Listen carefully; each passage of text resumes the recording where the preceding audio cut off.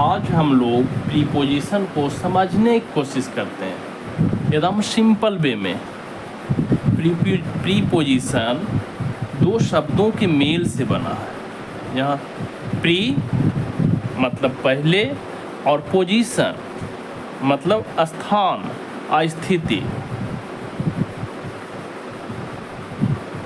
अर्थात प्रीपोजिशन किसी सेंटेंस में नाउन या प्रोनाउन के पोजीशन को बताता है।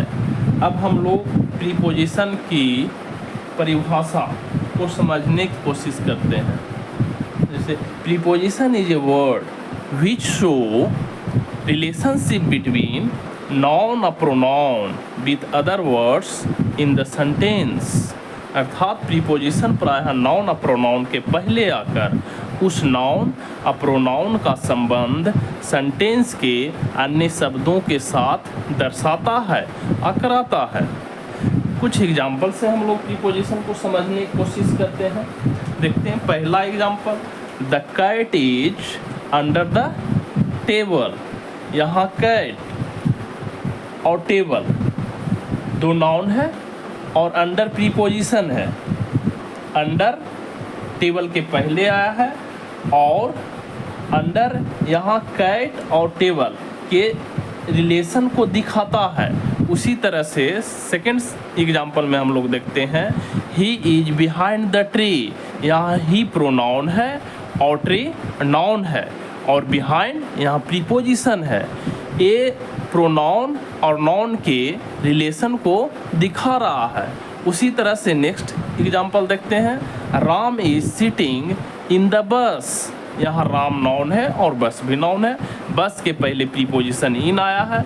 यहाँ राम और बस दोनों को रिलेशन को दिखा रहा है, राम के पोजीशन को बता रहा है, स्थिति को बता रहा है। उसी तरह से फोर्थ एग्जाम्पल, नेक्स्ट एग्जाम्पल में हम लोग देखते हैं, teacher came into the class.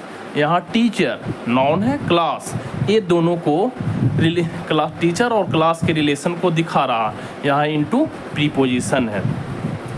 अब हम लोग प्रीपोजिशन को एक एक करके समझने की कोशिश करते हैं। जैसे प्रीपोजिशन इन, ऑन और एट का प्रयोग, तीनों का एक ही मतलब होता है, लेकिन इसका प्रयोग डिफरेंट वे में हम लोग करते हैं।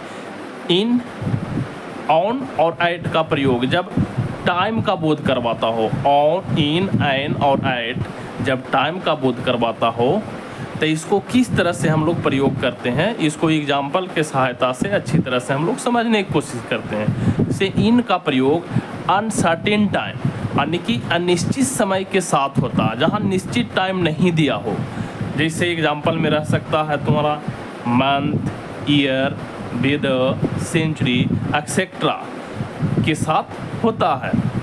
अब हम लोग इसको एग्जाम्पल के साथ नेक्स्ट वीडियो में समझने की कोशिश करते हैं। Thank you.